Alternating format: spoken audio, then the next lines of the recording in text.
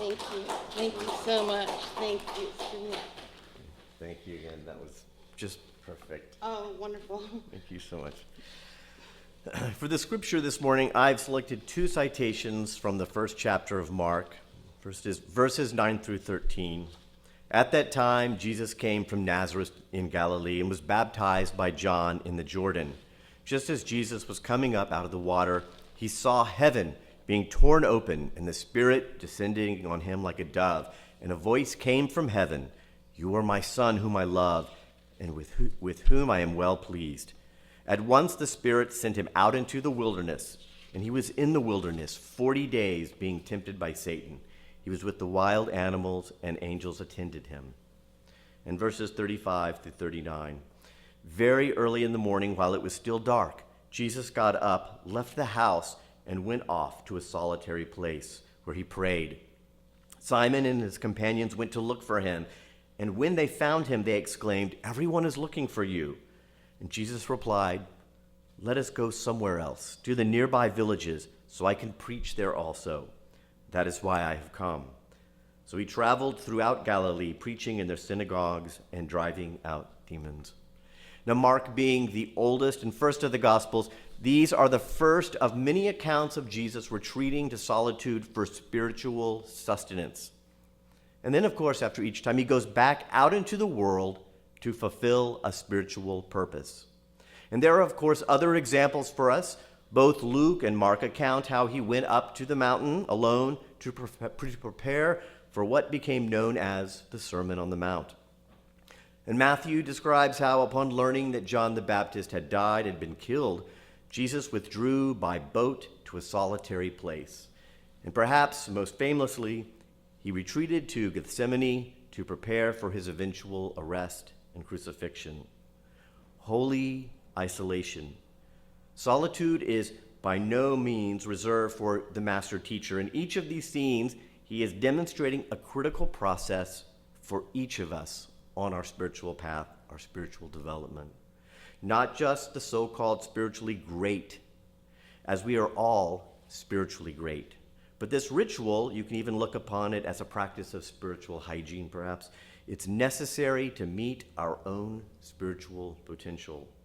Consider Moses, who initially held himself in such low regard as any sort of leader, spiritual or community. Yet he was in isolation when God revealed himself to him. And again, during the Exodus, he retreated to Sinai, where he received the commandments. Elijah was alone on Mount Horeb when he experienced God as the gentle whisper. And I'll expound on this example because this part of his story is not often shared in the West, but in the early 7th century, there was this orphan who, through hard work, managed to become a successful merchant and a caravan leader. And so highly respected did he become that the locals referred to him as Al-Amin, the trustworthy, and Al-Sadiq, the truthful. And he eventually caught the eye and the heart of a very wealthy widow, and she proposed to him. Now, you would think that this is a man in this situation would have either rested on his laurels or would follow a path to gain even more wealth, but instead he devoted himself more deeply to the teachings of Abraham, and retreating regularly to a cave to pray and reflect until one day, it is said, the archangel Gabriel appeared and gave him the first of many prophecies which became the origin of Islam. And we all know of the noble Siddhartha, who found enlightenment alone underneath the Bodhi tree.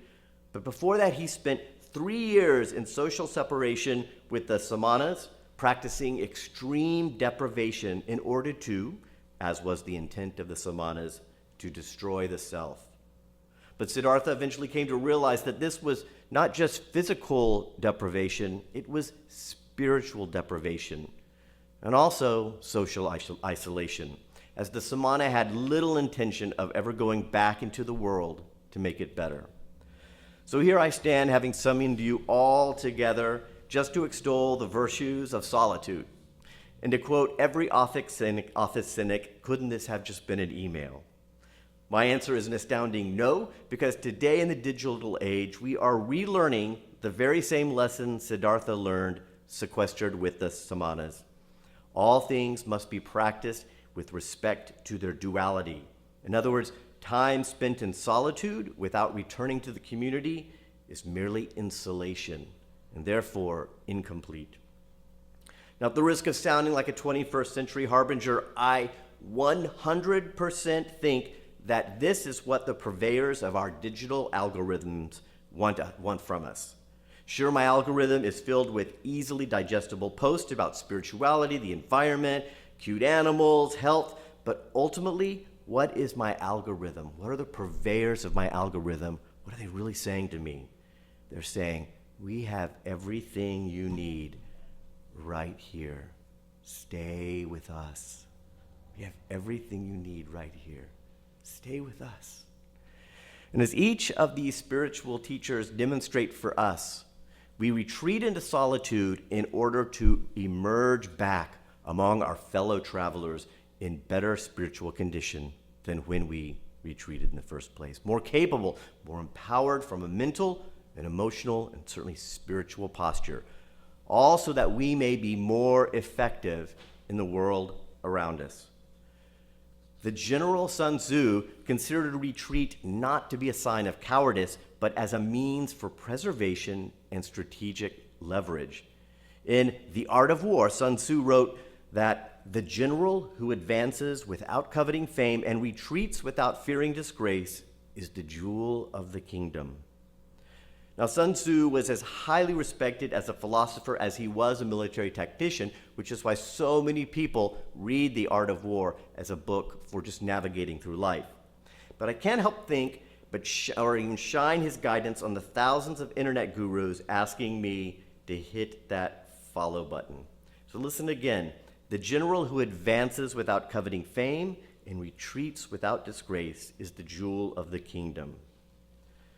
So we do so without needing fame or attention. We know there's no shame to take care of ourselves so we may go back and be among the people again. To distill Sun Tzu's advice for a spiritual person, I think I just said that. 1, we retreat into solitude without fear, as fear is one of the many things that sideline the purpose of retreat. In the very first example of our scripture this morning, Jesus wrestled with the great deceiver Satan. On 3 different fronts, Satan challenged him, trying to steer him away from spiritual growth. And 2, when we advance, we do not do so for personal glorification. Now, at a birthday party a few weeks ago, someone pulled me aside and asked about my opinion about silent retreats, of which I am all in favor. Now, the inquiring party is someone who has completed a few different spiritual paths throughout their life, through native plant medicine especially, all of which have been revelatory for him. But I got the sense he was looking for that Mac Daddy of experiences, that one that would change his entire life perhaps. And so I reminded him of the examples which I have shared with you this sermon. And I reminded him that Jesus went out into the desert and up into the mountain many times. Muhammad went into the cave repeatedly. The Buddha spent years and years undertaking many practices. And heck, even Eckhart Tolle spent almost 2 years on that park bench. So we must let go of the expectation of one and done. The odds are tremendously great that we will emerge from any retreat and find the path illuminated for the next several steps, months, years maybe. But for all eternity, I'm not ruling that out. But to retreat into solitude with that expectation is transactional and a surefire way to ensure it doesn't happen. Now, I wholeheartedly believe that if we retreat so that we may be better spiritually, I wholeheartedly believe that if we retreat so that we may better spiritually advance the world around us, then as that world changes, we must retreat again to recalibrate for that new world. Now, over the 4th of July weekend, it was a very special event every year with my Lakota tribe. We have what's called a vision quest. And the Lakota word for this is hamblacha, which literally means crying for vision. And this year I went out to support the people going up on the mountain, but I actually 2 years ago went up on that mountain. And Reverend Jim actually went with me and stayed at the foot of the mountain, at the base of the mountain, supporting me and praying for me. Now, this remains one of, at this time, this remains the single most powerful retreat and experience of solitude that I've ever had. And it was because of the unique, of what the Lakota do is they send you up on a mountain or into the desert, but into an isolated spot, and you have a space about the size of a queen-size bed. And you do not eat or drink for 4 days when they send you up there. And I had to do a lot of prep work. I had to eat a very, very clean diet. I had to pray every day. I took cold showers. I had to make prayer ties of offerings of tobacco in the 4 different colors, symbolizing the 4 different directions of the Lakota. And each time I put tobacco into the pouch and tied it onto red yarn, I had to say a prayer. So when I went into my vision quest, my body was very much conditioned to receive. And it was amazing to me because it was without plant medicine whatsoever. And my vision quest is something I still wrestle with and am still awed by, and it's very personal, and I won't share it with you, but one of the amazing things about the vision quest is I had my vision at the morning of day 3, and there was a tree at the foot of an old tall oak tree at the foot of my spot. And I remember when I first got tied into this square. And you have nothing. I had a quilt, I was wearing a pair of shorts, and that was all I had. I had friends who asked me, will you take a journal to write? I was like, no. Can I give you essential oils? No, I can't take them up there. Will you be building a fire? Like, no. And at one point, Reverend Nancy was asking, like, what do I take up there? And I said, it's just me. I'm going to be up there for 4 days with just me. And that really hit me. I had never realized that for 4 days I will have no distraction. I must encounter myself. And then, once I had encountered myself, and was realized that I had only myself to reckon with for 4 days, then was I able to get past it. And a lot of the preparatory work for that enabled me to make through that transition. But as I got into, locked into, the door was closed with the prayer ties to my spot, there was this mighty oak tree. And I knew immediately that this tree is going to play a significant part in my vision quest. I just knew. And, as I spent time praying and singing Lakota prayer songs and just praying in a metaphysical fashion. And finally, on the morning of day 3, this voice said to me, it's the tree, are you ready? It's time. And I sat down and I faced the tree. And I began to have this very complicated vision and just earth-shattering and meaningful and specific vision. And when it was over, I realized I still had 24 hours left. And this is the power of retreat, because so many times we go to meditation, we go to, we get massages, we walk labyrinths, I do sound baths, and we have these moments. But then we leave and we get back in our car. And those are necessary to help us recalibrate and to save us. But these solitary moments, I realized I've just had this vision, and I now have to stew in it for 24 more hours. And stew I did, and that is, I think, one of the reasons why it has stuck with me for so long. And so I want to consider, that doesn't mean I still obviously go to sound baths, I host sound baths, I still take meditation, and those things are also necessary to illuminate the path in front of me. But I wanted to share that experience about the solitude. It's like the most significant retreat I've done, and it was a huge undertaking. And I wanted to share that with you to show the power, at least my firsthand testimony of the power of what a spiritual warrior's retreat can do. Now, I've talked about how we retreat and so that we may emerge with a higher quality and a capability to go forth into the world.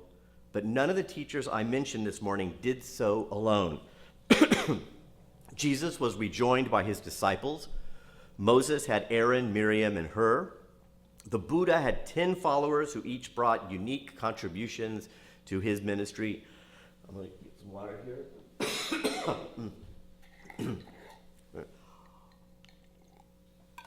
The Prophet Muhammad had spiritual followers collectively known as the Sahaba. And then, little old me, when I came down from the mountain, I was welcomed home by about 50 supporters, including Reverend Jim, who had been praying for me in the Lakota tradition so that I knew I was not alone in the journey ahead. And this is why I am glad you are here. This is why we keep that modest little green front door of ours open to you with our services on Sunday, our classes throughout the week.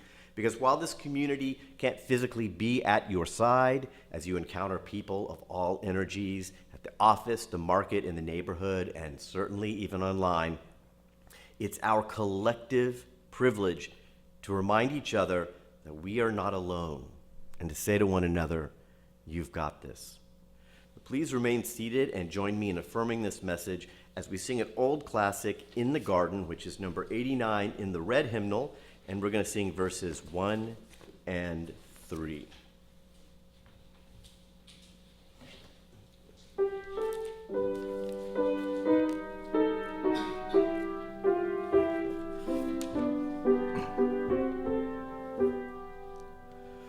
I come to the garden alone while the dew is still on the roses, and the voice I hear falling on my ear, the Son of God discloses. And he walks with me, and he talks with me. I am his own, and the joy we share as we tarry there, no other has ever known. I'd stay in the garden with him,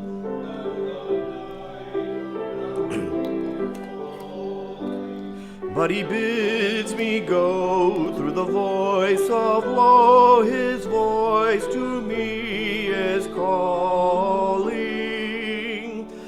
and he walks with me, and he talks with me, and he tells me I am his own, and the joy we share as we tarry there, no other has ever known. Thank you, Carol. It's nice hearing your soprano. Now it's time for medication. And I want you to just place everything you have in your hands aside. And just take a few breaths. I'll connect. There we go, our speaker. Oh, there's always that too.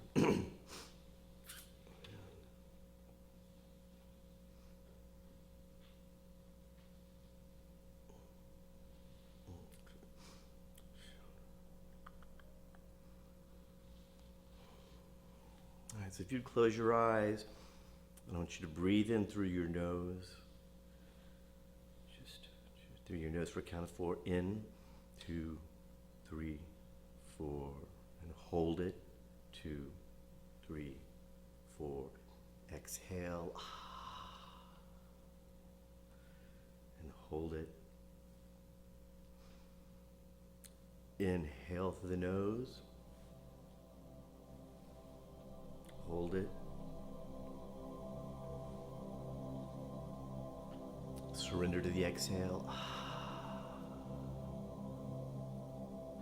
This time, when you breathe through the nose and send it all the way down through your throat, your heart, the sacral, the solar plexus, down to the root. Here we go. Inhale. Feel the fullness of prana. Hold it. And then just surrender to the exhale. Let your body surrender with it.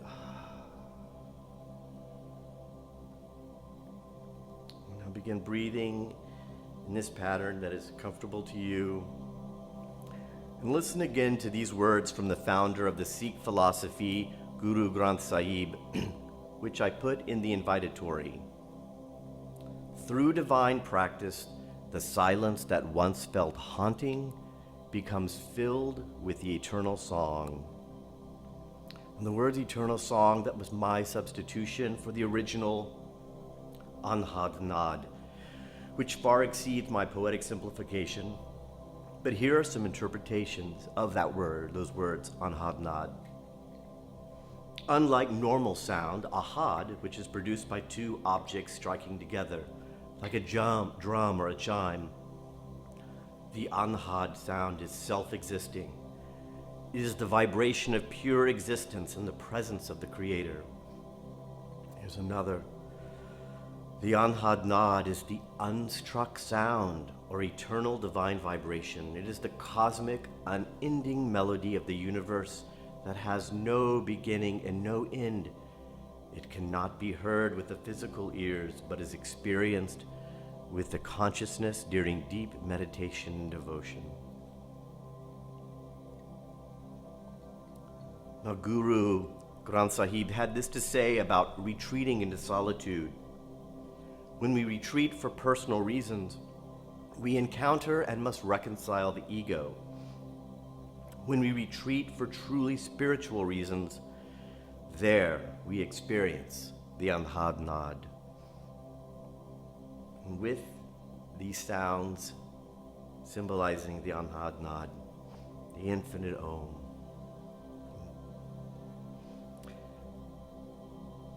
imagine that the Anhad surrounds you. The Anhad is the river which transports you. And so breathe in deeply once again through the nose and imagine yourself pulling in the Anhad, letting it fill your entirety. The Anhad enfolds you. It emanates from you on the exhale. It transports you. It carries you. Sit in this conditionless condition for a few minutes.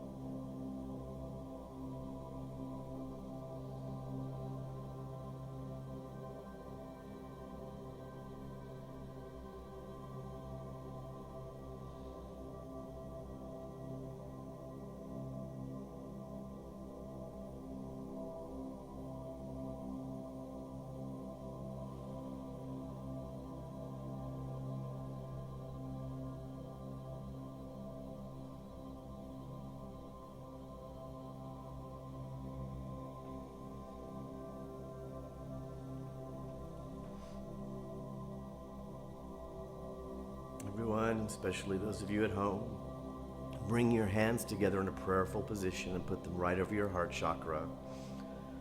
And you know how I feel about the heart chakra. It is the nexus between all our lower and fundamental requirements.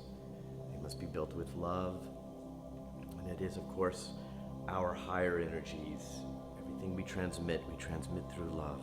This is the power of the heart chakra.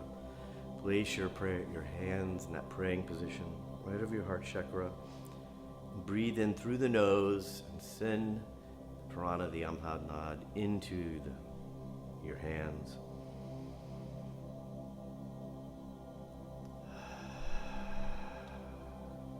Let's breathe in again.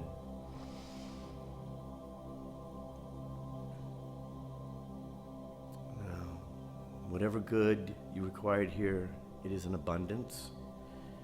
There's plenty to share because it will come back to you. So let us, on the count of 3, we will open our palms and release this energy into the world, our collective energy into the world, so it will go where it needs.